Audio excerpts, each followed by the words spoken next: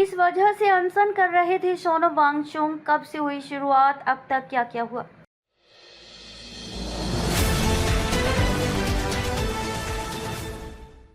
पर्यावरणविद और सामाजिक कार्यकर्ता सोनम वांगचुक को दिल्ली पुलिस ने जंतर मंतर से उठाकर अस्पताल में भर्ती कराया है। वांगचुक पिछले 20 दिनों से नीट, सीबीएसई, सीयूईटी और एसएससी जैसी परीक्षाओं में कथित पेपर लीक और केंद्रीय शिक्षा मंत्री धर्मेंद्र प्रधान के इस्तीफे की मांग को लेकर भूख हड़ताल पर बैठे थे। उनकी बिगड़ती सेहत को देखते हुए कोर्ट के आदेशों और मेडिकल विशेषज्ञों की सलाह पर पुलिस ने उन्हें अस्पताल पहुंचाया है। सोनम वांगचुक के अस्पताल में भर्ती होने के बाद जंतर मंतर पर प्रदर्शन कर रहे अन्य प्रदर्शनकारियों को भी स्थल से हटा दिया गया।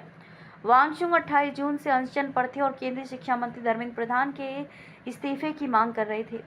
लगातार गिरते स्वास्थ्य के बावजूद सोनम वांगचुक ने शुक्रवार रात एक वीडियो संदेश जारी किया था।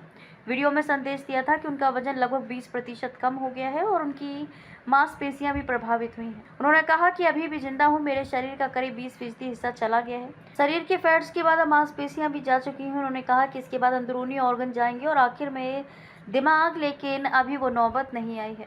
उन्होंने जोर देकर कहा कि उनका हौसला और मानसिक स्थिति मजबूत बनी हुई है।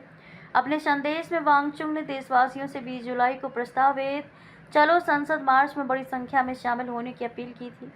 उन्होंने तर्क दिया कि यदि प्याज की कीमतों जैसे मुद्दों पर सरकार की जवाबदेही तय हो सकती है, तो करोड़ों छात्रों के भविष्य और शिक्षा व्यवस्था में कथित गड़बड़ियों पर भी जवाबदेही तय होनी चाहिए। उन्होंने नीट विवाद के बाद कुछ छात्रों द्वारा आत्महत्या किए जाने का भी दावा किया और सरकार से इस मुद्दे पर जवाब देने की मांग की।